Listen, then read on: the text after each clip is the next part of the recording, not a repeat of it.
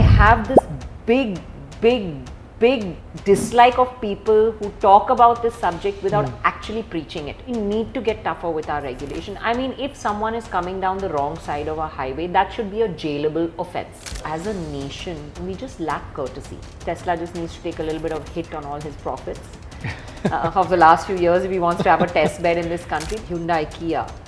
Whether it's India or globally, you look at what they've done. They have had their head down on the floor. They've been ear to the consumer. They've made adaptations and changes to their product. When they came in, everybody said, handling, ride, this. Today we're talking about how great it is. Yeah, the Indian automotive industry was seen as an industry that was going to hit great numbers. I think we're back on that trajectory. Okay. What is value for you, if I ask you, in a car? Hi, and welcome to another episode of Expert Talk with Bhavya Desai. Today we are in conversation with Renuka Kripalani, who's the consulting editor of Autocar and also someone who's a very recognizable face when it comes to automotive journalism. A real interesting conversation this, because everybody is a self-proclaimed gearhead or a petrol head, somebody who's passionate about cars. You can really understand, and you and me are those type of people. But when you talk to her, you really understand the passion that she talks about. And we've spoken about so many things. We spoke about the EV market, the current market of what the automobile industry is, sustainability, safety, and how important it is and what you should be doing. So this conversation was very engrossing, very interesting as well. A little longer conversation as well, but there's so much that we've uncovered. So I'm sure you like this one. And of course, if you like it, then please like, share and subscribe to our channel. And see you in the next one. Hi, Renuka. Thank you so much for coming in to the episode of Expert Talk with Bhavya Desai. Thank you so much for having me. It's absolutely my pleasure to be here. Thank you. So, I'm really excited about this conversation because, like most people, I consider myself as a complete gearhead, petrol head. Of course, I don't think I'll be at any level close, even closer, remotely close to what you must be because of the vast knowledge that you have. That just comes with experience and doing. Like, I mean, you do podcasts, you probably do them better than most people, right? So that's just experience. Yeah.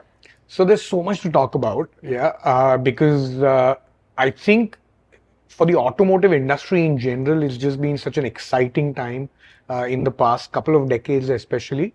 So to start with, I just wanted to go through about, where is the current automotive industry at according to you? If you take it from there, then have a lot of other things. It's in a much happier space than it was in the last few years. COVID hit it really bad.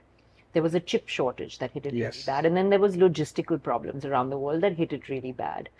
So the industry has faced a lot of storms, and just before that, if you remember, they were hit with a very quick transition to BS6, from BS4 to BS6. Yes. So they had a couple of rough years, very quick transitions into moving into, and it's, while regulation in our country seems to think everything is doable, it's, a lot of products are planned more than 5-7 years before their launch. Yes.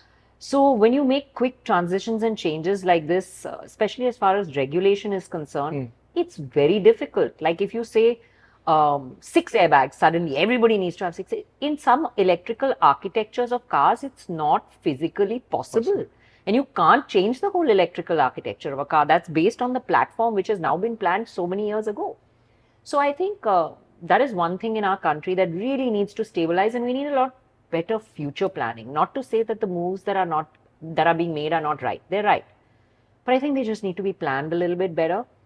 But I think industries finally bounced back post all these little ups and downs and hesitations. They're on a roll again. Cars are flying off the shelves. Waiting lists are still there on a lot of products. Manufacturers are complaining they can't get the products out fast enough. That's for a few. There are others that are weathering their own storms. And wondering, why products are not selling or not doing as well as they should. So yeah, it's back to normal in the industry. Let me put it that way. The Indian automotive industry was seen as an industry that was going to hit great numbers. I think we're back on that trajectory. Okay. But it's interesting you spoke about, one is of course the EV market. I really have a lot of questions about that, which I want to take a little later.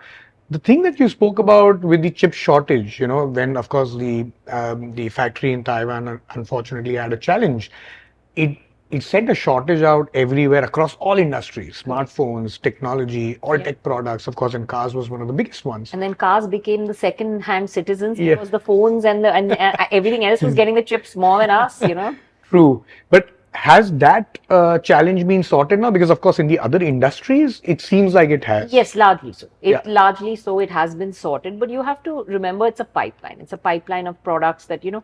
So when that shortage took place, everything is now normalizing, now getting back. So now the wait lists you see is purely demand more than a shortage of supply. Right, right. But so why is there still a backlog in that respect from a lot of manufacturers even today? Because in some cases, especially in the popular product category, say maybe 10 to 15 lakhs or 20 lakhs, like your Creta and XYZ, there's still a backlog of 6 months, 8 months. So there you see again Creta and Hyundai and Kia sharing platforms, and they're sharing engines and they're sharing technology. So it's almost like double the production of everything that they do. So they have to balance out between delivering here, delivering one guy's doing the engines, the other guy's doing the parts. So between them, the sharing and stuff like that. So you have to kind of even it out and balance it out so both get, you know, the product pipeline. Things like that. Plus also, I think, you know, demand has suddenly bounced back in such a big way that factories has kind of slowed down, put their heads down, you know, paced it because, you know, things weren't going off the shelves quite. It's now like needle has gone to 9,000 RPM suddenly. And I think you have to kind of build that up again. So production, you see everybody doing double shift, triple shift right now. People are buying more plants, they're expanding their capacities because they now see the demand coming back and demand of automobiles increasing in the Indian market. So I think that really has changed. It's purely a lot of demand that is causing and you know, logistical challenges still. Plus this is, you know, the cars that are manufactured here and basically that are 95% localized is what we are talking about.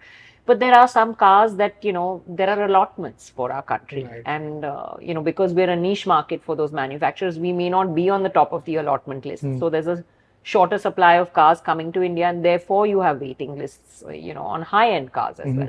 So it depends on where you are in the segment and why there is a waiting list. There are different reasons for it. I understand. You know, just in the beginning, you mentioned that the markets are now heading towards the direction that we are expecting them to. So, you know, I wanted to understand from what it was about 20 years back, or I would say about 20, 25 years back, where you had like such less options. You had your Maruti 800s, your Ambassadors, your Contessas. Oh, you're going more than 20 years yes, back. About 70s, 80s. I've started my career 20 years back. Right. And by then we were already spoiled for choice for cars because we were already reviewing cars and there were so many more in them. Right. So you're going back, I would say almost 35 years. Yeah. Right. And yeah, we had literally Fiats and Ambassadors. Yes. And my dad refused to allow me to do mechanical engineering, even though he had a workshop of his own, because he said, like, what will you do? I mean, where's the scope of what? Right. I mean, who knew we'd be at this point today where you're spoiled for choice. There's a variant being launched literally every day in the automotive market. As automotive journalists, we're kept on our toes. Yeah, so it's crazy. Exactly. So from that perspective, you know, at that point of time, the Indian consumer was very much about whatever is available you have to buy. Correct. And shift to today where you have plethora of choices. You have different cars in different segments. You can choose as per features, luxury, whatever. Those different parameters that you have. So what are those key drivers that are driving those choices today for a consumer? The Indian consumer in the Indian market has very often flummoxed a lot of manufacturers that have come in this country. Okay. A lot of manufacturers, if you see, have had to adapt. A lot of them have left the country and gone because they just found that no matter what they did, it wasn't working in the Indian market. We are very value driven. Let me put it this way. It's not about price point. It's about value. If we're spending an X amount of money on a car, we want to see that we are getting that value. That may be in terms of features, that may be in terms of space, that may be in terms of performance, depending on who's buying what for what reason. Right. But we expect to see value. So, and of course, if I'm buying it for performance, doesn't mean I don't expect the rest of things. Plus, the consumer today has become so much more well-informed than before because of the plethora of information out there, the plethora of reviews that they're seeing on cars. So when they walk into a showroom, they already know what the competition has. They already have done their comparisons, and they pretty much made up their mind about this product. It's just having the touch, feel, sense of the product physically. So I think, that has changed. The key drivers still, like I said, value, efficiency, space in this country is a big thing because we travel with our families. Very rarely is it that you'll find person buying a car for just a single person. Right. Even if he's a single person, there will be a point of time when he's going to take his parents, kids, family, whatever in the car. And in India, it's never, when you buy a car, is it solely your choice alone? I'm going to ask you this question. Doesn't matter what it is, it becomes a family decision. Yeah? So you're not catering to a single need. You're catering to a variety of needs and opinions and choices, and you kind of have to please them all. So it's never easy.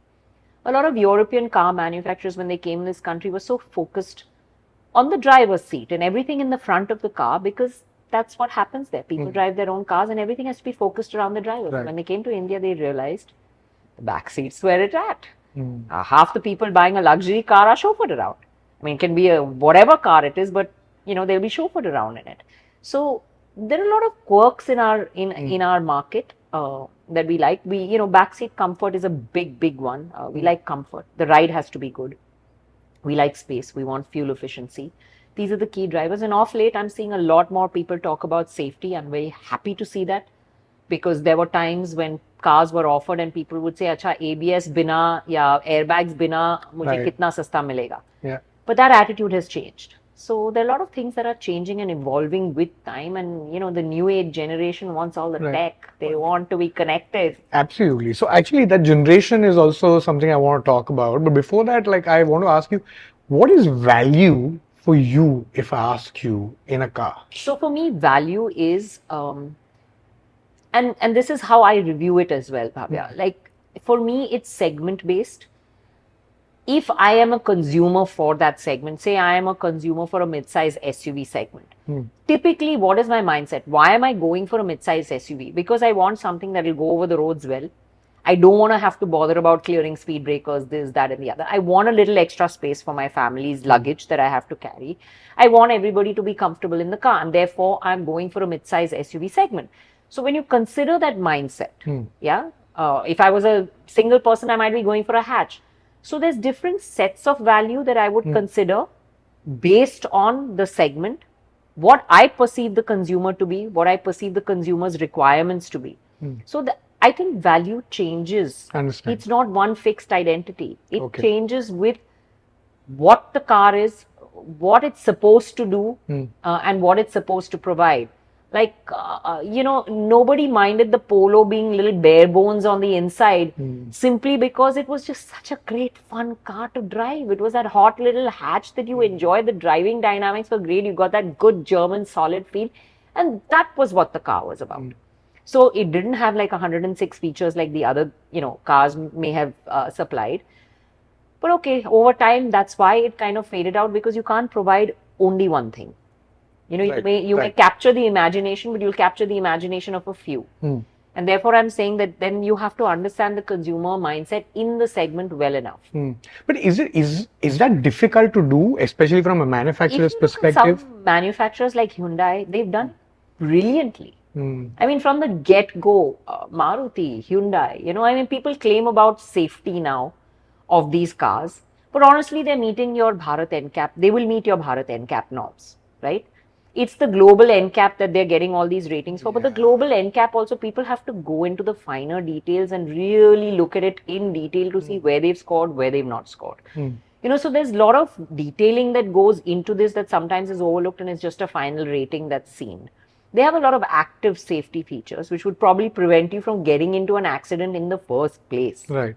Also, what a lot of people don't realize, and when you see all these crazy videos online and stuff like that, is that this is all tested at 60 kmph or whatever it is, right? I mean, half those people that you see doing those things are driving way above. So none of that holds valid in any case, right? Right. So there are a lot of things that combine. I'm still very happy that people are paying attention to this, that people are asking the questions, that they want their cars to be safer, because that will drive the manufacturers to make it safer. Right. So it's a great thing that the public is raising their voice. I don't have any objections about that. But do you think that in that case, the Indian consumer per se always gets the short end of the stick in many ways? Not really. Not really. I don't think they get short end of the stick. As a manufacturer, I am obliged to fill the country's regulations.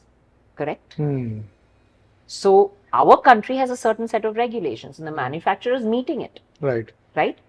Now, why should they go above and beyond and make their products so much more pricier or more expensive? And then people are going to say, oh, there are a lot of manufacturers that did it. But where are they? And they don't sell. Yeah. Correct? So when people have this debate online and they tell me, like Maruti, tin can, my answer to them is, how much of the market share does that brand hold? Okay? And how many years has it held it for? So despite what people are saying, they're still going out and buying them, right? Right. So you have to change your own mindset. You can say what you want, but when you're buying your own car, you go out and buy it anyway. I mean, it's not, this social media chatter doesn't translate into reality. So, my point is, I think that's where it needs to change. Whether when people really go out and say, okay, I'm going to spend a little bit more, I'm going to buy this car because it's more expensive, because it is, that's when manufacturers will be forced to offer it. But do you think the consumer in that case, Indians are really doing that? The reason is because, now for example, you gave an example about Maruti and what is the market share that it has. Now, if you just look at the Maruti Swift, the new one, the hatchback, now that of course has a global cap rating of 1, and I think in the Indians' minds, the safety is probably the last parameter that they look at. Not anymore. Okay, because the thing is, I've of course driven the Swift, and it's amazing. The automatic, it's a very comfortable ride. Of course, it's zippy naturally, and especially big for its size, it's amazing.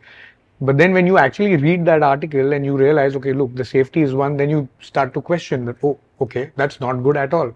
So do they even think on those lines? Can I ask you one thing? How many people wear their seatbelt in the back seat?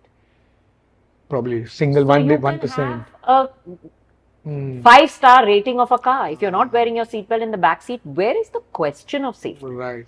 So my point is, I have this big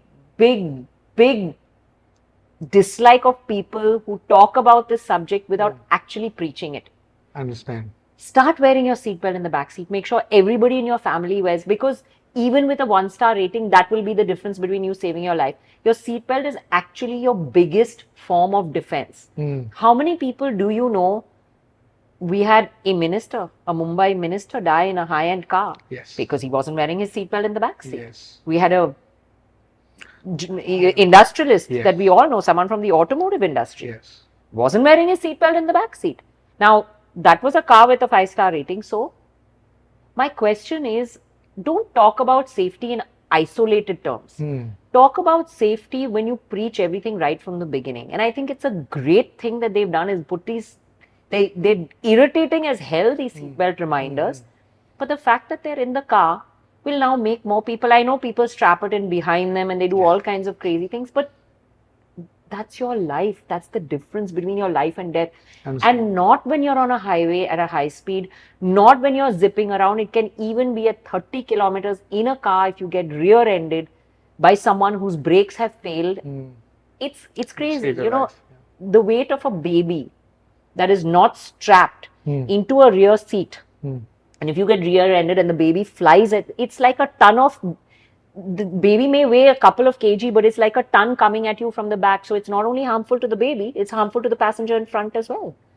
So, a lot of people don't realize the dynamics, and I think we as journalists need to educate them more. You see the crash tests, people are now visualizing them, and I think that's making a difference. So safety has a much broader prospect than just an NCAP rating that needs to be really clearly messaged to people. Yeah. So that's another question that I want to ask. That is it that the innate Indian consumer doesn't understand basic road safety at all? Because I think I also have a mild road rage problem when I drive because of the amount that you see how people cut the lane, how they walk. I get that. I get that because I'm on the road all the time. Right.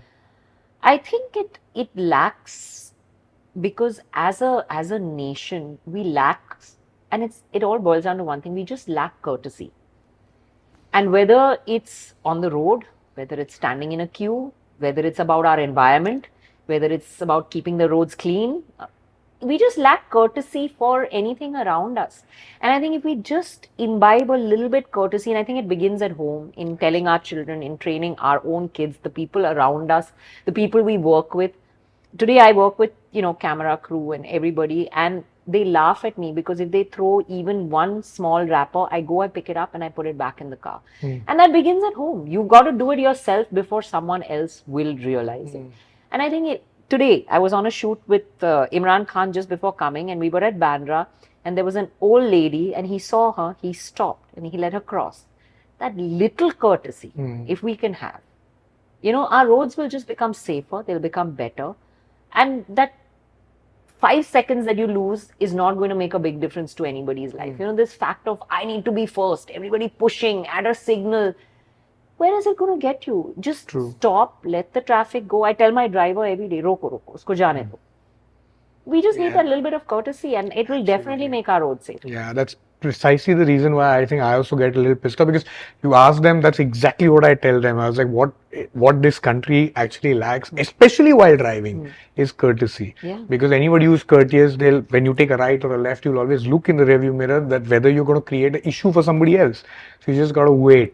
I mean, that's a separate conversation by itself, I think. It comes down to our driving tests also. Right. I think that is where regulation really, really needs to change, and it needs to be toughened. We are making such great roads in this country. I think this government has done a fantastic job of road infra. It's something that, I've seen transition a lot. Maybe they were planned earlier or whatever, but they've executed. Yes. So I've seen a lot changing during this time. And, they're higher speed roads. We're changing the way our mobility is. And if we don't change the way people are taught to drive in this country, it's going to add up to bigger problems. And I think we need to get tougher with our regulation. I mean, if someone is coming down the wrong side of a highway, that should be a jailable offense. I am really sorry. But if someone's walking around with a knife in a crowd, you're going to catch that guy and take him to the cop station, right? So why don't you do that to the guy who's driving on the wrong side of the road? He's risking not only himself, he's risking a ton of others. Why aren't regulations made for truckers and everything that, where their brakes are tested every so often? How many times do we hear that, a brake failed and so many people have been killed on the highway? This kind of, we don't get tough on our regulations, and I think it's very doable. You look at Mumbai city, for example. It took one cop and his belief that drinking and driving should not happen. Would you dare do it today? Yeah, no. I wouldn't. And my point is, we all think twice. We all take a party hard driver or whatever it is, if we've had even one drink, and say, let's not take the risk. But you need to set that fear of being penalized in people's minds. At the moment, people don't care. They don't care. True. And that is where I think it really, really needs to change, because our roads really need to be safer. But do you think that's implementable also at the grassroots level? Because like you're saying, in terms of driving tests and XYZ, I mean, the level of corruption that you really have at these places. So that's where it needs to change, right? We have a government telling us we are not corrupt. We are not going to have corruption. So show us the results. I'm just saying that it begins in the smaller and the finer things. True. I think when you can, I mean, for example, I'll tell you something, and it can be done. Look at our passport office today. Oof. Smooth. Look at the RTO to get a license renewed. So why not do, even your test can be digitized. Why not do that where there's no scope of anybody? It's a digitized test. You have sensors that are detecting everything, and you need to score so many points. Else you don't get your license. And it begins with you folding out your side view mirror and looking in it, because That's what people don't do in this country. They don't use their side view mirrors at all. What do you use your side view mirrors more or the rear view mirror? All three. Is it? I think I can drive without the rear view mirror because I don't think I can ever survive without the side view mirrors. No, I use all three a lot. In fact, it's so ingrained in me that even today when I have parking and I have a parking camera, I still use these more than anything else. I mean, recently we went for the Swift drive and they have a rear view mirror in it and it has a very fisheye perspective. Right. They made us do a fun test where we had to go between these gates that were lighting up, and at one point the lights were behind me, so I said, oh, okay, I'll reverse. And I said, let me use the camera. And instinct told me, look in the side view mirror, because I'm so instinctive with it. And thank God I did, because the cone was right behind me. It wasn't viewable in the camera, it was viewable in the side view mirror. So, it just works. Yeah. Okay. I want to shift a little bit towards the, first of all, it's like really so good to see the level of passion that you have, especially when it comes to safety. I can like actually see that your thought process is very, very, like, how would you say, tunnel vision in terms of you wanting that these are the things that we need to actually improve and do. And I will come back to this because there's one more question which I have in relation to this, which is more in terms of like the EV as well. Where is the EV market, do you think, is heading in India in terms of the future? Do you think that's where everything is going to go? Okay. Let me begin by asking you this. Okay. If I had to tell you, okay, Bhavya, buy an EV today, would you go out and do it? Not yet. I'm still on the petrols. Yeah. I would, but I'm sure that my next car would be. No, so that's what everybody's saying. But when is the next coming? We need infrastructure to catch up a lot. There are a lot of challenges in this country. For example, a city like Mumbai, we all live in apartment blocks. Yeah. Now, my apartment block has 108 flats. Imagine if 108 people went and got an EV, where would we charge them? Or how would we queue up in the night or morning? What's the inconvenience level? These things haven't been thought through, right? So you can't make the transition to full EV without having clear set goals and plans, or there's going to be chaos. Plus our grids. I know of, journalists who've been on a drive somewhere way out, went and plugged into a regular thing. The whole grid blew, the whole village came after them, so they abandoned car, abandoned shoot and run from there. So are our grids ready to handle this? I met an Israeli gentleman on a flight who had come in with, instruments where it controls, even I have to get this right in my mind, but basically it amplifies the power being supplied to a smaller outlet so that you don't blow the grid, right? Right. So regulates it. Yeah, it regulates it. So there's a lot of this catching up we have to do. Somewhere like Bhiwandi, until very, very recently, which is just the outskirts of Mumbai, the biggest industrial city, didn't have 24-hour electricity. We were running on diesel gensets. My husband has a factory there. So if I'm running a diesel genset to run the electric charger, where is the argument here? Right. So there are a lot of things to be considered. I think even now, a lot of chargers, on applications are not found working. They don't charge to the capacity because the grid doesn't, though it's a fast charger, the grid can't supply that kind of electricity. So I still think we have a long way to go in this country. However, I think within cities, it's a lot easier. Like Bengaluru has a good setup and network. Mumbai is getting there slowly. We're getting a lot more chargers. And within a city, I find actually you need to charge your car once a week. Right. I had this mindset as well till I got an EV and drove it around. And then I found I did everything for the whole week, and then I really didn't need to charge it till the end of the week. So if I have to charge my car once a week for the kind of running I do, that's fine by me. That's a doable thing. But I think that's where the EVs will work better. So your city as a second or third car, maybe, people who are more conscious about the environment.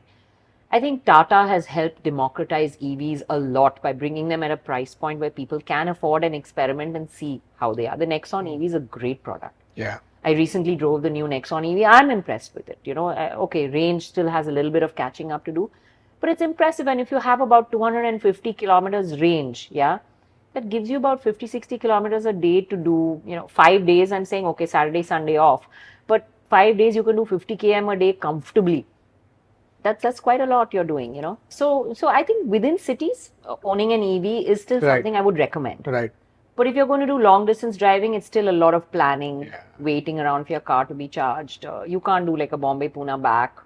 So Charging things like that, anxiety, yeah, right? charging range anxiety is Yes, real. And yes. even for me, like Yeah. even if I have to take a choice if I'm going to Pune between the ICE and the EV, I'll choose the ICE. Yeah, so I was actually talking about this to one of my friends just recently, who also invested in the Hyundai Iquinox. I think just Ionic. Ionic. So I was asking him about the range and things like that. Just this is hardly just on Sunday. That has a good range though. Very good range. But then I asked him, so how do you have you taken it out? So he told me, yes, I have. But before going, I always have to plan my route or I have to check what's the situation. I was like, okay, that doesn't sound very appealing. But now you spoke about, of course, the infrastructure. Naturally, I'm sure that this is exactly what the government might be thinking as well, and obviously they must be planning in this direction. But realistically, do you think that maybe in the 4 or 5 years there is a high possibility that, especially since 2027 is the gap where the government is thinking of obviously removing the diesel engines?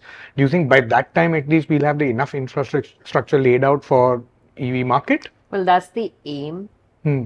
Who knows what hiccups come along the way. I mean, nobody thought the world would come to a standstill for 2 years, did they? Right. But I think the aim is there, the intent is there. However, I think globally there has been a larger discussion on EVs and whether the possibility of doing a full EV transition is real. Yes. And I think if you see, a lot of countries globally have also rolled back their timelines. It's because people are realizing the dependence on rare earth minerals. People are realizing the dependence on a single country for battery technology. Yes. People are realizing that possibly the resource capacity for a sudden expansion of this sort isn't there. So then how are we going to cope? Right. Plus, I think people are also realizing the bigger issue is, I mean, like in our country, we run cars for 20 years. With an EV, you can't. After every 8 years, what are we going to do and where is all that waste going to go? Nobody has still figured out the battery disposal technology. And that's a big one. Yes. Because there's a lot of, possibly toxic waste that we're going to have to deal with and how. Right. So that's exactly what I was going to ask, that, there is a lot of data or at least articles which suggest that while EV is great in terms of getting us net zero, in terms of whatever those timelines and whatever those objectives might be, in terms of building that capacity to supply chain for the batteries, electric vehicles and XYZ, the amount of effort or the amount of resources that you're going to spend on the fossil fuel and traditional markets, that's going to be far, far worse. Toyota has a philosophy, right? Exactly. I think the 10961, something the hybrid, like the hydrogen. Yeah. So, and then if you read that and you look at that, they tell you how much really goes, how much resource that goes into an hybrid, how much resource that goes into an ICE, or how much resource that goes into an EV. And the overall cleanliness or overall environment friendliness is not adding up to a story for them yet, right? And they firmly believe in that. Right. So there are a lot of debates, and I think very recently I saw a very interesting discussion where they got I think it was the energy minister of the US, and they asked him that, okay, can you tell us, there's so many $50 billion or XYZ being spent on this whole transition, but exactly how much is it going to contribute towards changing global warming? And he could not define it, or he refused to, because the percentage of it is so small. So my point is, I think when you look at it in an overall picture of how lithium is being mined, how transportation is taking place for these cars, the logistics of all the parts that have to come into, when you look at the whole bigger picture, it's still not possibly really a hugely clean solution. People are looking at it in isolation, that okay, your tailpipe emission is not there. But that's not the only thing. I still think that, okay, everybody has to start at some point. It's reducing it to a certain level, right? So I think there are a lot of to and fro and big debates still happening. Right. However, I think in my opinion, and this is my personal opinion, the idea of EV being the next savior of the automobile industry is not so much the big idea anymore. Okay. I think hydrogen fuel cell, a lot of people are now exploring other opportunities.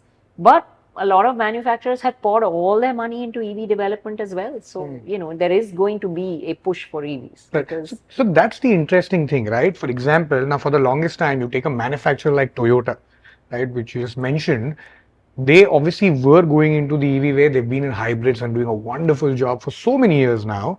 They rolled back their whole project, started putting all of their R&D and then thought process into the hydrogen combustion engine, which is great. And they define it as the future of the industry. So this is, I mean, I'm sure if they've done so much, there is a lot of proof to that concept which is already running. So from that perspective, when you look at it, EV versus this technology vis-a-vis, how does that look? can I say something? How do you reduce emissions? I mean, giving people better efficiency, right? Reduce fuel dependency by that as well. Now, if you've got a hybrid, that is working, it's giving you way better fuel efficiency. You've got a certain amount working on electric power. You've reduced emissions by a huge amount already. So, what I feel our country could have done is in the transition between a full ICE to an EV, at least start reducing. Give hybrids the incentive, and there's now been conversation about it. They finally realized we need to give hybrids the incentive. I think that was a big miss on our part. Everywhere else globally, hybrids have had an incentive and people have adopted hybrids, plug-in hybrids, full hybrids, everything. For a long time. I mean, Prius has been a big selling car in the US for a very long time. So I think that was a big miss in our country. If we really wanted to reduce emissions, let's go step by step. Let's use the technology that's available, reduce it a certain amount, then we go to EV. And that way consumers also have the transition of a mid-step. They understand how it is to function. You have a plug-in hybrid which is on electric as well as you can use an ICE engine. People will understand the difference, although people would be lazy and just keep using the petrol. But I mean, it's still a way to transition. But do you think technically it is possible to have like such level of transition? Because let's be honest, irrespective of any market that you see, there are always lobbies, right? And these lobbies obviously make it extremely challenging. Take, for instance, the hydrogen combustion engine of Toyota or any manufacturer for that matter who comes in with a completely different technology, which is not going to be EVs. Will they really be allowed by the barriers that a lot of these lobbies have in these countries? So if you heard me a little earlier, I said a lot of manufacturers have poured a lot of money into EV technology. Right. And so there is going to be that push. Okay. But I think eventually dependency on resources, availability of product, availability of capacity of manufacturing will drive these decisions. People will have to change their decisions if there is that change. And I think it's always healthy to have alternate technologies. I mean, imagine if you had only petrol and no diesel, or you know what I'm trying to say. So I think it's always healthy to have alternate technologies as opposed to just the entire world being dependent on one thing and one thing alone. So I think that, hybrids should continue to exist, at least in countries like ours where ICE still has a long way to go, where infrastructure has a long way to catch up. Why not use hybrid technology? Let's reduce our dependency, and use hybrid technology. Maruti and Toyota have tied up to do it really well. People are seeing the results. People are using these cars. They're enjoying it. They're seeing increased fuel efficiency. So where's the harm in it? I don't see any downside to it. Right. You spoke earlier about the Gen Z, the current generation and things that they want everything basically. Of course, it's I think the time of instant gratification, right? Where do you think they are spending their money when it comes to cars today? They're actually not spending their money on cars, yeah. Right. Actually, let's put it this way. Before COVID, they were not spending their money on cars. They didn't even believe in it. But I think post-COVID, people have realized that personal mobility matters and it makes a big difference. So they want a lot of tech in their cars. They want everything new age. They want all the features. Whether they use it or not, they want to have it. That is the generation of today, and they want everything quick. They can't handle waiting. So if you have a waiting period on your car, that's just it. decision, move on quickly. The new generation doesn't like waiting for anything. I mean, if you look at our media and the way it's transformed, everything's so short format, everything's put into one concise, a little package and information doled out. And that's the way the new generation is. I have kids, they're like that. But for them, the connectivity to the car matters the most. Like everything needs to be wirelessly connected. Charging has to be wireless. They can't handle all this. But do you think that they're brand loyal today's generation when it comes to cars? Because of course, when it comes to smart devices, they are very clear in terms of what they want. But in cars, do you think they... I think that's changed a bit. It's an interesting question. There will always be certain people that will be brand loyal. And there will always be the enthusiasts who will, who've grown up with a passion for it, that will like a particular thing. But I think the general generation, if you're talking about generally people, for them it's become more about mobility than passion. I think in our age, since we grew up with only 2 cars, then expanded to 4, then expanded to 6, it was more about passion than mobility. For now, if you ask most of them, it's about transport from here to there. It's not about this car. Yeah. That's changed with this new generation, and I think that's the way they are with their relationships. That's the way they are with their cars. They're just so impersonal about everything. There's that the only place they need connectivity is in their car. Otherwise, they're happy to be disconnected from most things. They move on from one thing to another very quickly. Right. And I think they've grown up that way. So that's what they see, and that's what I see in the new generation. They like all this. A lot of the cars have gone touch screen and stuff like that. I hate it. Really? I hate it with a vengeance. I don't understand. And you've seen it in Europe. Now Europe has rolled back and they've just announced a new safety regulation for this. And I've always said this from the outset. How does this pass safety? Because I have to take my eyes off the road to look at this and touch it. Someone with reading glasses. And when I take it off, I'm staying that little bit longer because I'm trying to read the damn thing because I don't have my glasses down. I've actually made the transition to lenses because it's so impossible to read and do this kind of thing otherwise. So for me, it's a safety, a question of safety as well to have everything on the screen. At least few buttons that you use regularly, and it's so intuitive. When you want a volume, who wants to go and slide some digital slider? I mean, just give me a volume knob and give me something for my AC fan.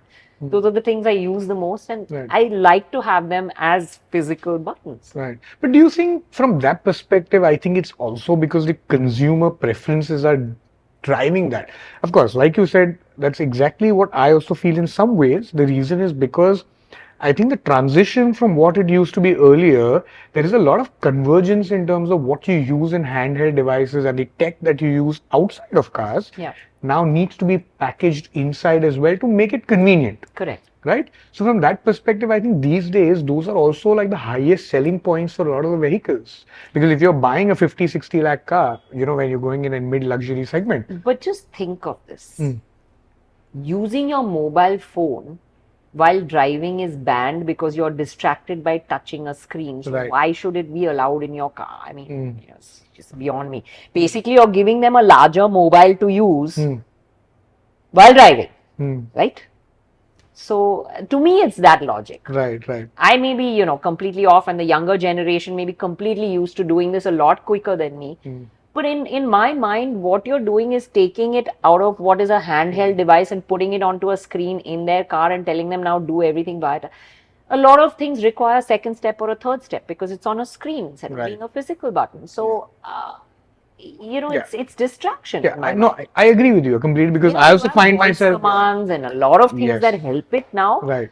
And make it easier, but voice commands are also still not at that perfection stage, and you after 3 tries you get frustrated and you say, okay, let me just I agree with you because your attention goes for 1 second, especially if your car is fully digital, which I think is the worst. That should not be the case at all because tech can always go it can go south at any point of time. It's coming back. I think when I talk to a lot of designers, they tell me that we are coming back to physical buttons a bit because we've also realized that it just went full tilt the other way. So I think these things, it's experimentation. It's moving with the ages. You often go in one direction and realize, okay, we need to go in another direction. This changes. What are your thoughts on tech companies now making cars, Because So- your Xiaomi's and stuff like that, they're making some really good cars. Of course, not really seen them yet, but I've seen few reviews. Yeah. So Hormuz Sorabji, who's the editor of Autocar and Of my course. mentor, always has one thing to say. He says it's software, a car built around software. It's not software built into a car, you know. So, and that's two different things.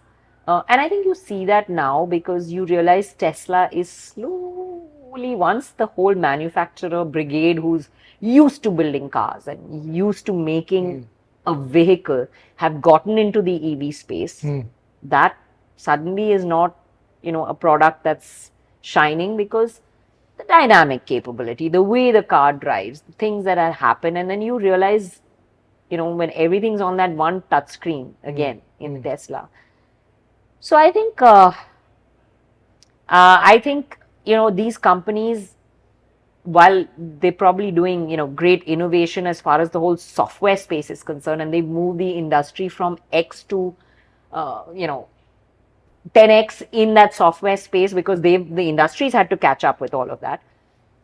I think they still, to understand how a car functions and to have the lead time of a car functioning and getting it actually running and to perfection, this industry's done it for a long time. They've got an expertise that's hard to replicate very quickly. And I find that the tech industry likes these quick turnarounds, right? So they tend to come to market with a product without it being completely tested. You can't have a beta version of a car, man. You know, it's something you drive your life in. Right. So this, you know, is where I find their challenges are. But do you think that's unfair? I mean, I'm sure. See, from a But EVs made it a more level playing field, hasn't it? Because everybody can come into the market and build an EV. Right. So it's not like an ICE engine where the development stage is so much longer. And that's why you see Xiaomi's, you see Samsung, you see Apple, you see Google, you see Tesla. You see all of these guys and they're making their efforts and they're building their cars. I still don't think that they may quite get, you know, the driving dynamics of it as right as maybe a legacy manufacturer can. But I think they'll do a lot of things differently, which will probably make their products better than the legacy manufacturers on different levels. So, you know, it depends on what people like. Right. You know, you spoke about Tesla. Now, of course, they're really trying to come into the market. Obviously, when any brand like this comes from a global stage into the Indian market, they obviously want so many rebates. They want X, they want Y because they have to invest a lot and then they want to get the benefits. In the long run, do you think that's good for the consumer? The reason is because from a price perspective, it is not like these prices are going to get driven down even if when they set up even assembling unit over here. So I think he wants So I think basically to drive into this country, he's asking for rebates because otherwise Tesla won't even set off on the right foot. He have just such a small segment of the market affording his car. And then basically for them also it's a test bed to see whether it works or not in this country, whether it's worth. I mean, setting up a manufacturing plant is a huge investment, right? So is it worth doing it in this country? Everybody needs to try that out at first. But I don't think, you know, look at Volvo. They came into this country, they sold their cars, they sold it at a similar price point to others, you know, without having a manufacturing plant in this country for a long time. So I think, you know, there are different ways of doing it. Tesla just needs to take a little bit of hit on all his profits of the last few years if he wants to have a test bed in this country. Because I think more than that, it's unfair to the others who've made investments in this. You know, they've put a lot of money into this country and they put a lot of money in building their plants here and they put a lot of money in actually investing in India. If you suddenly give that guy the rebate, it's a bit unfair, isn't it? Absolutely. And apart from that, I think that's going to be the least of Tesla's problems coming into this country. Again, I said, legacy manufacturers in this country know, okay, when I'm going to a different country, how do I adapt my car? Autocar did a story, I think, when Tesla was first coming into India about how the car wouldn't even clear the speed breaker. Right. And there was big hoo-ha about all of that. But it's true. I mean, he doesn't know this country. He doesn't, you know, the kind of suspension it takes to deal with these roads in this country, you know, the kind of adaptations that most manufacturers do before the car is launched here to the suspension. Small things like the horn, you know, like every manufacturer has to modify his horn to work well in this country. It's big changes. I think he has a lot more to think about than just that one rebate, because once the car comes, it's also built for different kind of environment. So, Will it work in this dusty? There are so many manufacturers that struggle, and I'm sorry I'm circling, but there's so many manufacturers that struggle with the electronics in this country, and software glitches and things happening in cars that have too much electronics. But that's because of the kind of humidity, the dust, the dirt, the temperatures in this country. Now all that has to be adapted to. So there's larger issues at hand. I understand. I mean, I agree with you. The reason also is because I think Tesla obviously has been really pitched as a brand which is really great in terms of course, it's an EV, which gives you excellent features and things like that. But I don't really know there will be a lot of takers in general sense as well, because I think they're such a feature-driven market as well in many ways, especially when you're buying cars at that price point. Then just one touchscreen won't just cut it inside. You know, when you're saying it gives you excellent features, what are we talking about? That's what I'm trying to say. The back seat is bare bones. Yeah, that's what. The dashboard is bare bones. It's just one.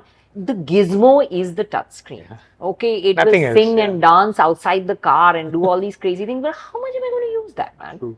Okay, it's for shosha. But beyond that, I want my car to function every day. You know, really, where he has the advantage is battery technology. You know, having worked so many years at it, range, stuff like that. Right. So it's not to say that it's not a great product. It for what he did at that time and really democratizing EVs to the world, it was fantastic. So I'm not taking anything away from Tesla, but what I'm trying to say is the world has caught up now, and Tesla now has to catch up with the rest of it. So there are a lot of things that have to change, and from a price parity perspective, I actually wanted to ask a massive difference. I know, of course, the import duties play a major role in how those price parameters or price slabs are drawn. But do you feel that there is still room wherein manufacturers can still price products more affordable? Because say for instance, like a 5 Series, which was just about 3 years back or 4 years back, where it would come for like 50, 60 odd lakhs. Today, they've gone almost beyond 1 crore. But you see, manufacturing costs have gone up. Transport costs have gone up. Steel prices have gone up. So all their resource, raw material, everything that's going into it has gone up, right? Apart from that, just think about it. They've had 2 years of no production, very few sales. They're companies. They're going to have to run. And a large part of that jump is the duties and the GST. Okay, so it's not just that their prices have gone up. It's globally prices have risen. I mean, what you could buy a C class for, what you could buy an E class for, you are now paying a C class. True. So it's just literally jumped one notch and more, I would say, even now. I remember when I bought my first Q5 today, the Q5 is like in a different range at all, completely. Yes. So I think, it's really, really scaled up, but luxury cars are still doing well in this country. So if people are affording them, people are giving them wait lists, people are buying their cars, why would they reduce their prices? But I think it's also the mindset, right? You know how it is when it comes to the Indian consumer. It's a lot different from what you possibly see from a West perspective.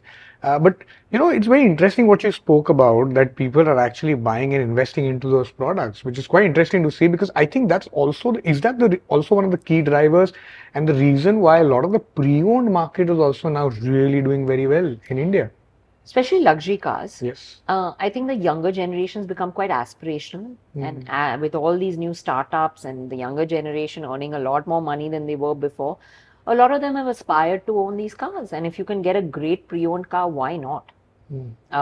So yes, in that sense, it has picked up. And like you're saying, because there has been such a huge jump in the prices, people can now get what they wanted in the pre-owned market at a much, much better price point, and maybe just one generation old. So, it's really not a big difference. You're stepping into the badge that you've always dreamt of for a much better price point. But where you couldn't have.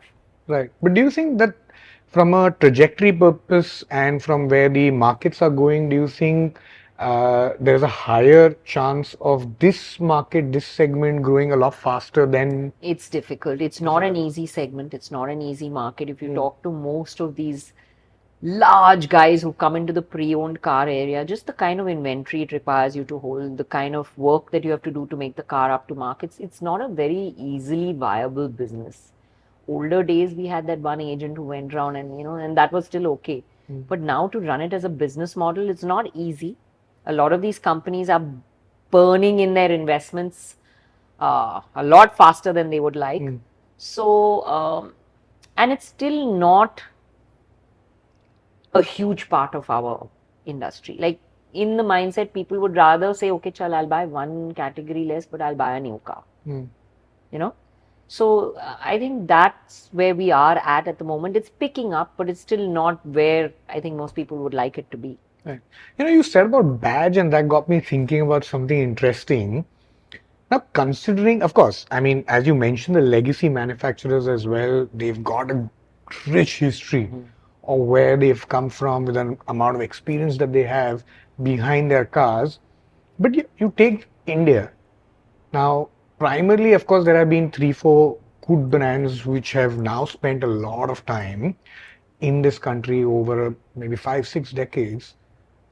Where do you think we are going wrong in providing that same level of quality like some of the other, like Germans are in XYZ, Because there have been a lot of acquisitions as well to better that technology, but still, unfortunately, we are still not able to catch up or deliver that same level product. I remember one of the engineers at Ford telling me about this. He said that, when I came in, my mind was boggled because I told them, okay, 2% tolerance. And he's saying it was my mistake that I didn't mention 2% this way and it's not 2% this way and 2% that way. Okay. He's saying what I meant was 1 this way, 1 that way. It was total 2%. But what they understood was 2% this way of 0 and 2%. So it becomes 4%. Now, in small things, that kind of tolerance level is huge. And that's the mindset we have in this country. Chalta hai yaar. We are like that, jugaad ho jayega, haan, ho jayega. We are like that as a nation, So we need, again, I'm saying, we need to change the mindset of being the best at who we are, providing the best at who we are. We don't have that. We need to change that. We need to be the best version of ourselves. And that's when we'll get the quality that we so desire or that we so want. Yeah, because there have been acquisitions internationally as well. Of course, like for example, Tata with Jaguar Land Rover. And after that, I mean, there have been rumors or questions about the quality of the products and stuff like that. But with the level of impetus and the legacy that Indians also have and the intellectual resources that we have, it's quite surprising for someone like me because there's so many places that you are actually really moving forward. So is it like that? Because but you see our cars of today. You look at what Tata's producing today vis-a-vis 10 years ago, or you look at what Mahindra's producing vis-a-vis 10 years ago. Quality levels have taken a huge jump. Huge jump. They are coming slowly on par with global standards. So it's not to say, our cars have passed 5-star global NCAP rating, where some of the global manufacturers haven't. So my point is they are moving in that direction. I think they've realized, if you're talking about Indian manufacturers, but I think still trying to get our local component manufacturers to provide the kind of quality.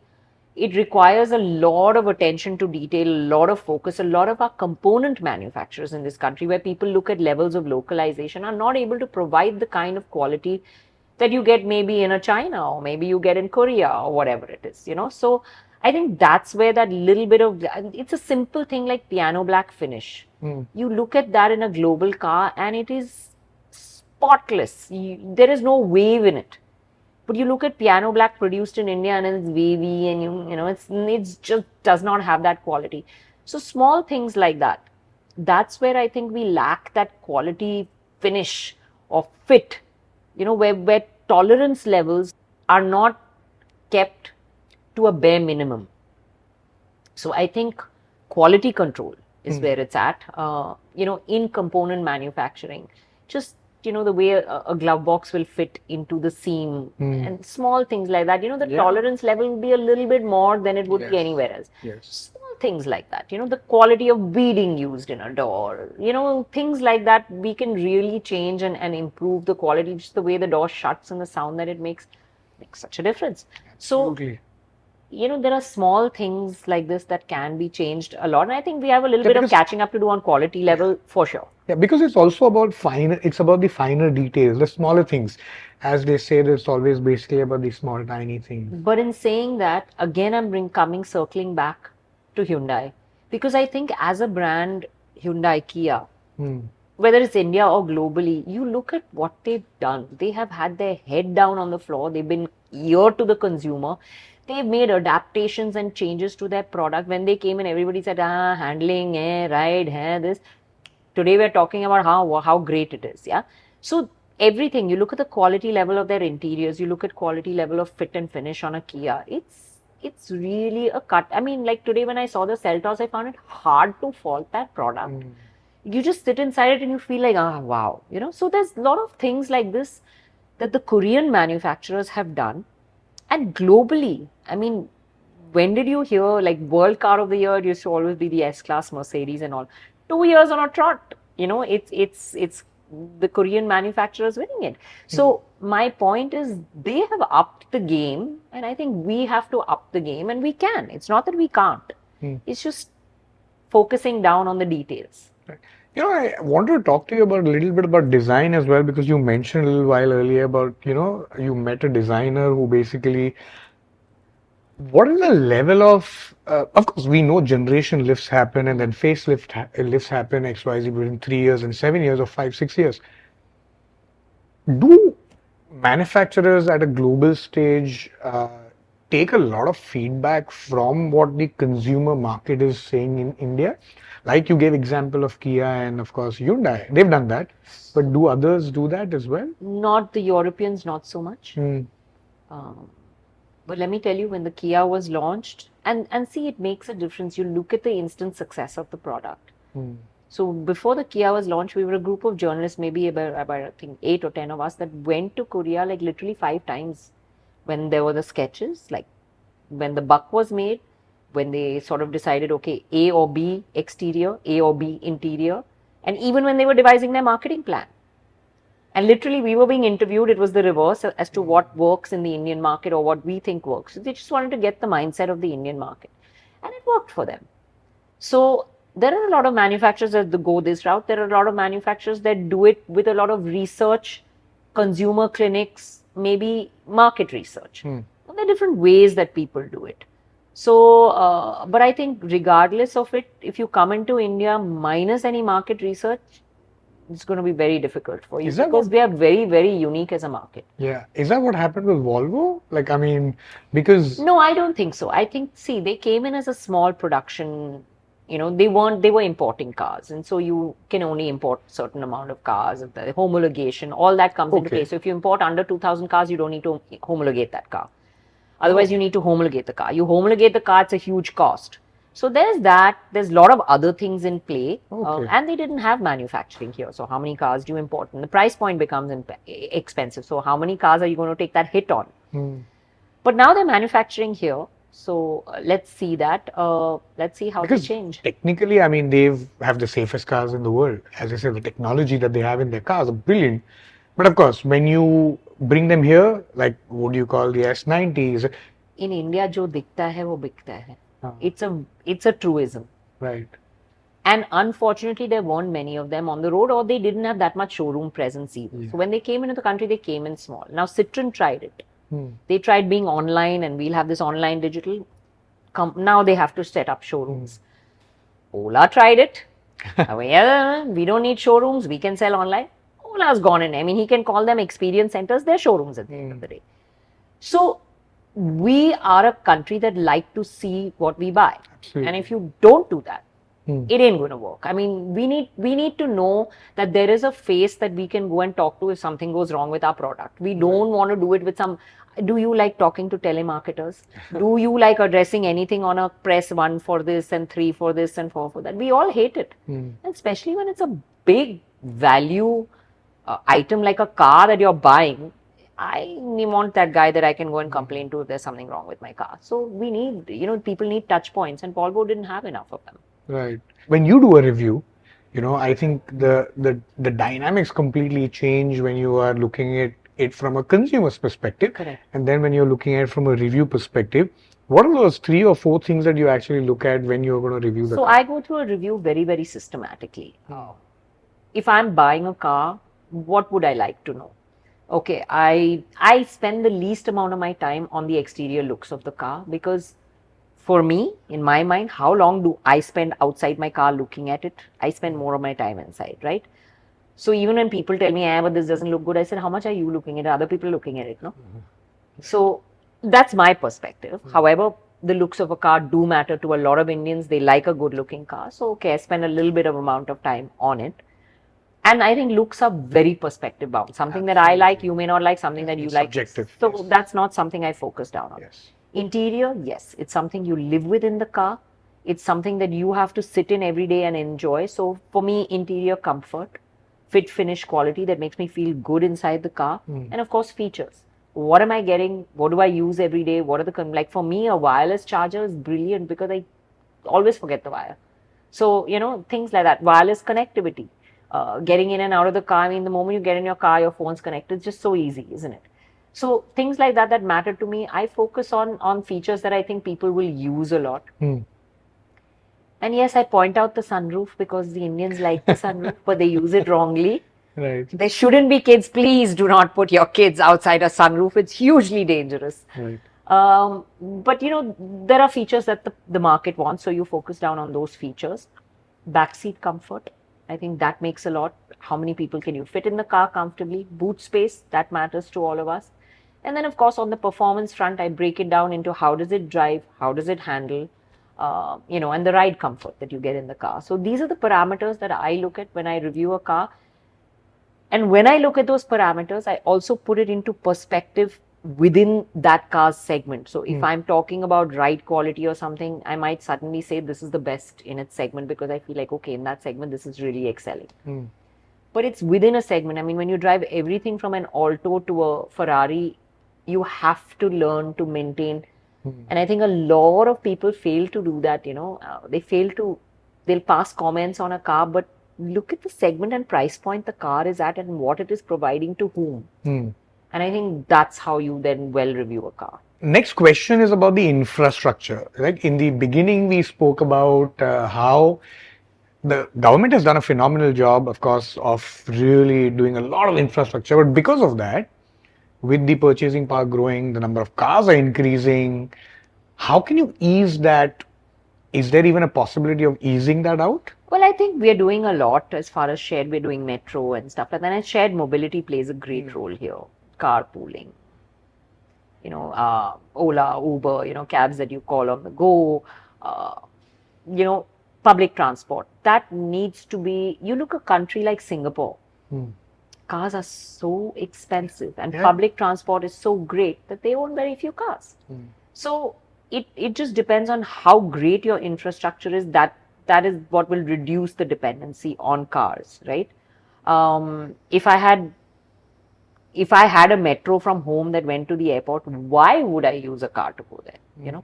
So it just depends on how good the public transport infrastructure is and how nice it is to use. Just now our trains are overcrowded. The locals are not great. But I see upgrades happening. Our buses are getting better. Metros coming in. So the dependency on locals will reduce and slowly everything will improve. And I think that's when dependency on singular mobility will decrease, So I think that's where that's the only scenario where I see where you wouldn't need a car. Otherwise, I mean, you look like a city like LA. You can't function without a car in LA. Right. Because, the public transport isn't great. If I go to LA and I don't hire a car, I don't know what to do with myself because I can't get from A to B. Yeah. So it just depends on public. It's purely, a function of public transport as to why the population depends on singular mobility. But do you think it's also mindset from the people? Because let's say, for example, if you've reached a particular level in society And then if you're really not investing in a car or don't have a car, whether you use it or not, of course, is a completely different question. But from that perspective, I think we are stuck in that mindset as well, because it's... We are, because we've been steeped in that mindset for generations. Just like people are steeped in the mindset for generations that women can't drive and this is a male bastion. It's just it's just things that have just steeped down generations. So there's things that you have to change. But I think, it's the same people that will go abroad and take a metro, or they will take the subway. So that guy may own a Mercedes here, but he'll travel on the subway in UK. So it's mindset, and it's just how I think it takes time to change and break this mindset. If the metro is great enough, I know a journalist friend of mine who gets a different car to drive every day. He says, if I have to come to the airport, go back from there, I'm taking the metro because it's the fastest way home. Who wants to spend an hour in a car when I can be home in 20 minutes? So, and he has every car at his disposal to drive, but so it's a function of how convenient it is.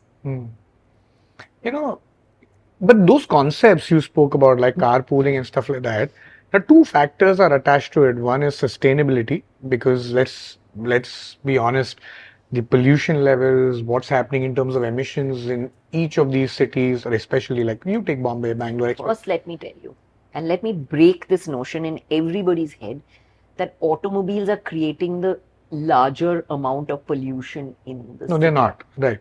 That they are not the biggest contributor. Aerospace is number one. Industry, aerospace, a lot of other things in automobiles are true. So let's begin from there and then we can go further. As assumption in that, like they... Every little bit counts, so yes. Yeah. So going from odd to even, like what Delhi tried, of course, in Bombay as well, and I know for sure, I think it was about like 5 or 7 years back, or maybe 10 years back, a lot of these radio channels also were really running these carpooling, concepts and shows on them. It took off for a bit and then it died down. I think that's something that should be done. I know my school took when I was in school way back then, which is now 40 years ago, they took a big initiative in saying, okay, cars are crowding the lanes. All you parents are sending your kids in cars. Even with carpools, it's become too much of a mess. All kids will have to use the school bus. Finished. So there are ways to do it. And I think, it begins with that kind of, and when you set children in that mindset, they get used to it, right? It's a question of what's ingrained in you. That's what I'm trying to say. These things are steeped down in the way you function in your life. And if you set that, they're so used to being in shared mobility that they don't mind being in shared mobility, like I still don't mind, like there are very, very often if I'm at Kemp's Corner and I have to reach home, it's harder to get a cab than it is to hop on a bus. I'll hop onto a bus. But if you tell my daughter, hop onto a bus, she'll be, because she's never been on a bus. Right. And these are things that we do to our children. So my point is, till that happened in school where they had to get on a bus and come home, the school bus, and that particular school used, BST used to lease out their bus to school. So they were used to being in a BST bus and that changed the mindset. So I think, there are a lot of ways that carpools should be enforced with offices, with schools, where there is larger number of people congregating to a similar place. Got it. And I think if you can do that, that will help alleviate a lot more than this odd, even this, that. If everybody is not bringing their car, parking is a huge issue, yeah. Absolutely, yeah. You spoke about, we spoke safety earlier, and something that was actually coming to mind is the autonomous driving. Yeah, bhai. First, let's begin with the philosophy of it only. Yeah. Now, if I'm buying a car, it's because I want to drive it. Right. Right. If I want autonomous, if I don't want to drive my car, then shared mobility. Use kar lo. Koi aur chala lega gaadi. Get a cab, get a train, get a metro. You don't have to drive it yourself. Why do you want a car to be not driving it? This is one philosophy I cannot understand. So the premise of it, to me, is useless. But if autonomous driving is coming in, it's for, where they had those practice runs of those cabs that run autonomously within an area and you just kind of hop into it and it's a computerized thing. For that, maybe I can understand it that there is no driver. But for a personal person buying a car and doing a upgrade to get autonomous driving in his car is beyond me. I mean, if you want to file your nails and take a cab. Is it even possible, say for example, if it comes? I think it's a matter of convenience. For sure, because yes, it's a feature that you can have if it's available. Whether to use it or not is that. I need to have my hands on the wheel. Yeah. I would not That's good, trust any computer to drive me in this country. I don't trust other drivers, leave alone a computer, Right. to be able to fathom the variables that happen in our country. And I'll give you an example of it. Like, I mean, Mercedes have come in with this autonomous emergency braking or automatic emergency braking, whatever the A stands for. And now they themselves are recommending that please, when you get into, because it comes on every time automatically, please switch this off, because it's calibrated for, Western conditions or something, when not for, and here every 2 minutes someone's cutting your way, and it's a very hard, like, because they travel at high speeds, there's a very hard stop brake. I mean, literally till your glasses fly off your head kind of braking, it scares the hell out of you. So, these things are not built for the kind of way that traffic functions in our country. Can you imagine a computer trying to compute the variables of what happens on our roads? I don't think it's been done yet. I don't think there's a computer produced that can do it yet. And I remember a couple years ago actually asking, when they were testing, radar-based autonomous driving at a Bosch conference in Germany, asking, Bernard Bohr, who was the chairman of Bosch at that time, that do you think that we would ever see? And his just eyebrows went into his hairline. Like, I don't think even he thought of, like, how will this ever happen in India, So we're not a country that, so I wouldn't even raise the subject of conversation here. Autonomous driving here is limited to, I would say now, what we have ADAS level 2 in cars, automated cruise control. And even then, you still really have to have your hands on the steering wheel, because it can't detect that dog running into the, picture, or suddenly one cow getting up and coming in. There's just too many variables in this country, yeah. What your top 3 picks, I want to actually just understand from segment wise, all right? What are your top 3 picks under 10 lakhs? Ooh, I'm very bad with price points and how they've changed. I mean, like you said, 2%, 1% here, that's okay. There's a car that I think right now that I really liked and enjoyed driving, and I think an EV, the Punch EV. I was really impressed with it. Not only in terms of way the car drove, the range, the fact that it was an EV, the practicality of that car for being a small car, but it makes you feel bigger. So I really like the Punch EV. I think under 10 lakhs, what else is there that's in that segment? There are a lot of great cars that we have. The Renault Nissan used to have the Kiger and the let me get the other one right. Sorry, I'm losing it. That's okay. But so there are great cars, but again, presence. So when you advise, like, they're great cars as products, but people need to feel like, I have the service center close by. I can have it at access, and which is why Maruti sells. A car that I really liked under 10 lakhs at one point of time was the Ciaz. I thought it was so spectacular for what it was, because it came with all the features that you wanted. The connectivity, it has huge amount of backseat space, had enough boot space. At one point, we were taking my Ciaz and the Yaris literally to the airport more than the Audi A6 or the A4, because it fit more into the boot. So, there are some good cars that there are in these segments, but if you ask me to pick, I have to go through a list and see what's there and then pick. They won't come off the top of my head. I need to see the price points. I understand. I actually had the bracket in segments, maybe like the higher segment, maybe 20, let's say 20. Do you have? That's a tough one. A lot of people call you and say, like the 20, actually between 20 and 30 is the toughest segment. And a lot of people want SUVs there, and there's very little that you can recommend. So I'll tell you something. Again, when you ask me for my top 3 picks, it completely depends on what the consumer wants. Some people want to be driven. Some people want to drive. Some people want backseat comfort. Some people want boot space. So I may recommend you one car, but I will recommend another car to the next guy, because I always, and when people write into me and they say, what's your best pick? I always say, give me your requirements. Yes, of course. Because it completely changes. It completely changes. So it's very hard to say I picked these 3 cars in a segment for me as of now, because I will change that based on the person's requirement. No, but then in your case, what would be your top three? Under 20 lakhs, I mean, at the 20 lakh price point, Kia Seltos for me. I own one myself, so I'm not just saying it because a lot of people tell me, oh, Kia sold out, bought out by Kia. It's not that. I bought one of the first few Kias. I'm still using it today. I have had no issues with it. So yeah, Kia Seltos is a car that I really like and I recommend a lot in that segment. I think Kushaq, Taigun, they're also really great SUVs to have.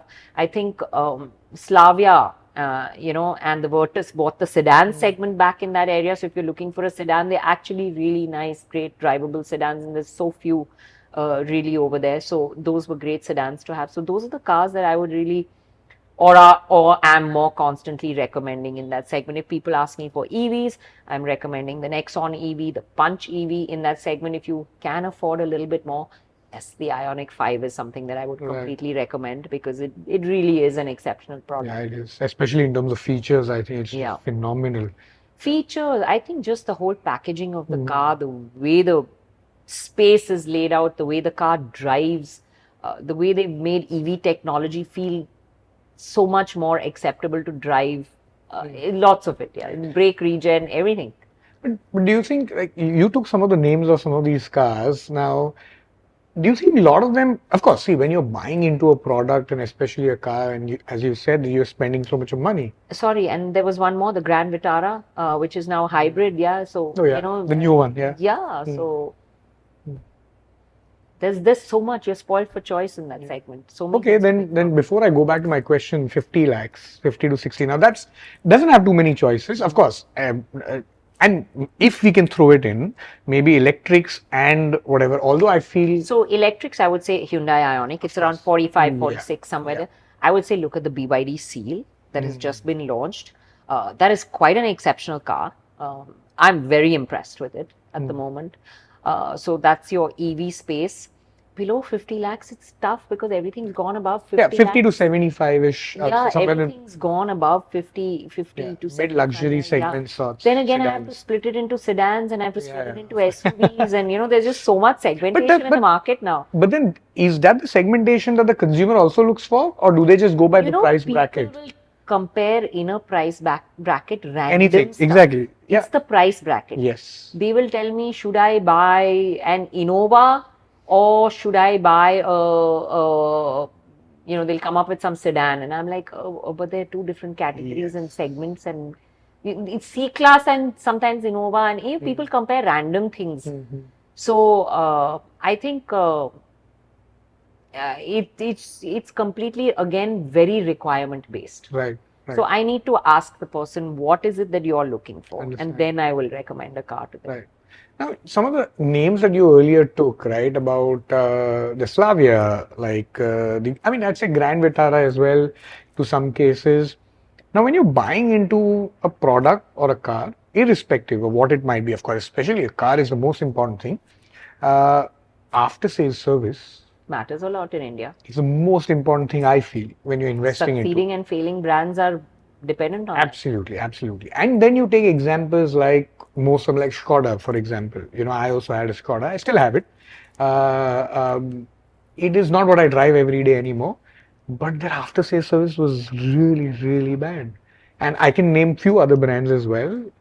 No, I agree with you. There. The brands that know this problem exists are all focused down on, but changing the Indian mindset is very hard. And it's the one thing I tell brands entering the country. That focus more on your after sales than your product. Because if you don't get that right, changing the Indian consumer mindset post that is very, very tough. We've seen Ford had struggled with it for a lot of years. Their products were great. They were phenomenal products. But they struggled so much with the after sales. Skoda has struggled with it. In their 2.0 version, they've done a lot to improve that. I think, they had an exceptional person in Zach Hollis over here who was leading, Skoda in India. He was on Twitter, on Instagram, everywhere himself as the head of the company, answering people saying, okay, send me your complaint. I'll see that it's addressed. And that made people believe in the brand again. It gives you the faith that, okay, the guy at the top is listening to me, And they did actively reach out to people and make sure that their concerns got addressed. So I think people have to make sure, and they have to, again, it comes down to quality control of your dealers. Yeah, so I think, let's face it, dealers make a very small margin on the sales of a car. Where are they going to make their money? On the after sales. So when you go into their showroom, they have to try and make the max money. Now, how you control that, how people, deal with it is what makes the difference. But isn't that difficult? Like you say about the dealer, there's a very interesting thought that comes to my head. Now, naturally, when a brand comes into the country, they obviously are going to use the existing avenues of dealers that they already have to bring it to India. Like your Navneets and your Infinities and XYZs and stuff like that. And sometimes to have that quality control, although they will have processes, they will have technicians who will come down, who will teach everything. But then at the end of the day, it is going to be on floor. The execution has to be done by those dealers. Absolutely. So is it even possible to have that level of quality, especially in the more affordable segment? So as a For international brands. No, so as a person who gets inquiries on cars, or if someone has complaints, can you escalate my complaint? Like almost every day on Instagram, on wherever, Right. people are telling you the same thing. Very rarely do I hear serious complaints about Maruti, Hyundai, Toyota. These are international brands. They're here. They worked it out. Yeah, because I've had like a few horrible experiences. But you look at Innova, where has the price point gone from 13 lakhs to Yeah. what, 35, 36, 30, 40 lakhs now? Yeah, But 45, people 50. buy it blindly because of the faith in the brand and the product, right? Yes. And it's crazy. And when you were asking me about the 20 lakh bracket, that was like, we had an Innova in our family for years.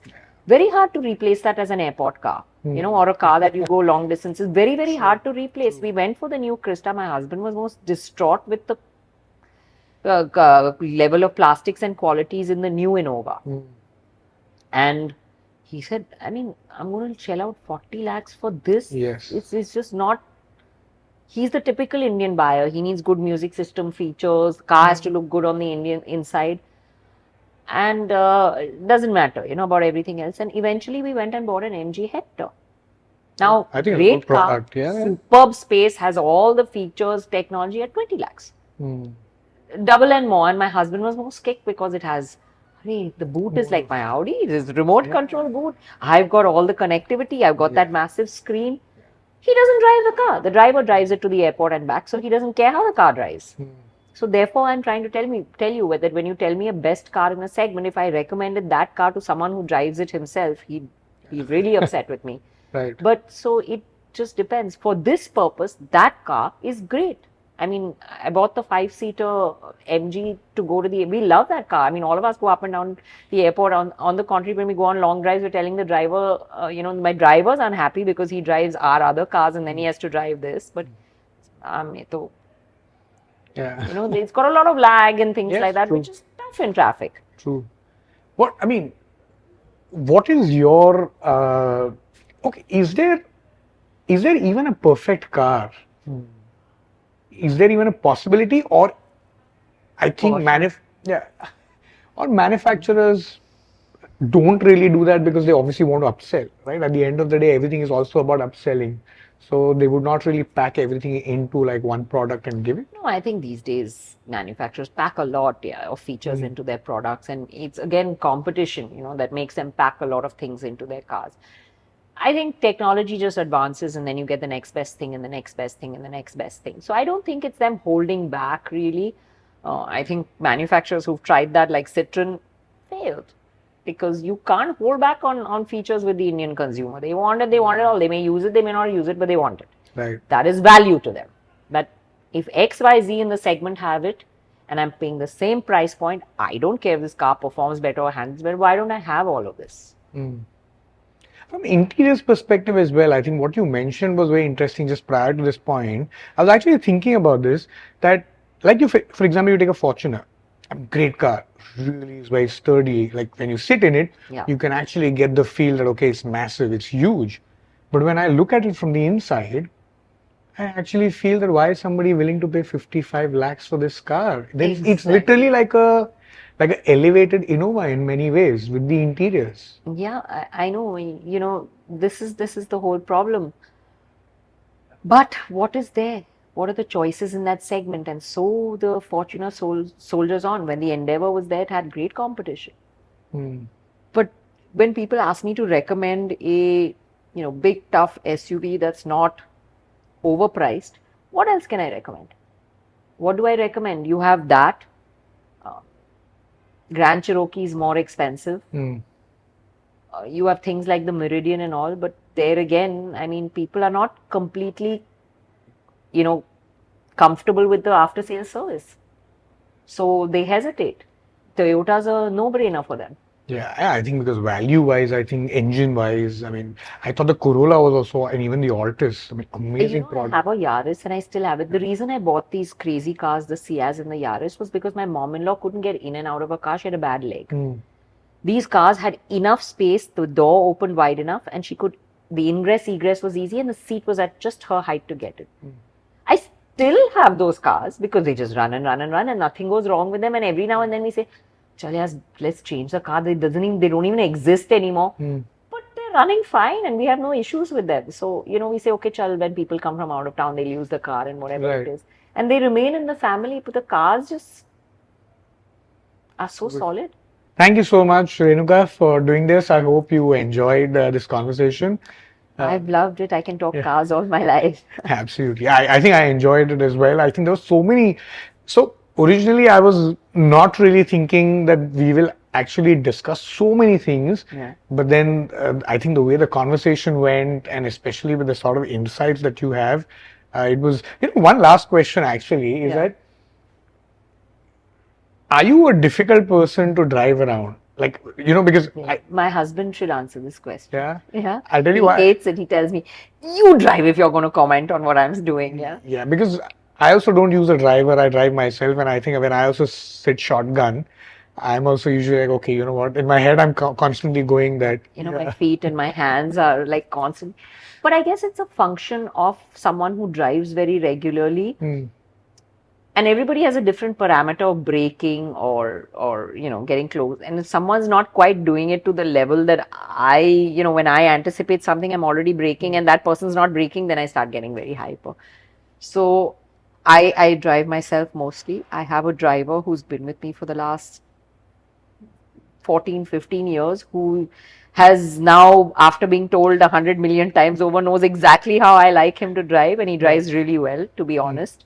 So he's the only other guy that I can sit comfortably in the car with. Anybody else, there are other people, obviously, great drivers. Like very recently, I was on the racetrack with the actor Naga Chaitanya, and he asked me, "Are you reaching for the pedal board and all?" I said, "No, actually, you're driving really cleanly and nicely, so I'm hugely comfortable." So when it's a good driver, again, where he's doing the same things that you would be doing, then it's easy to be comfortable. Understand. Great. Thank you, Thank you so Renuka. much. Thank you so much. I hope you had fun. I had a great time. Thank you so much.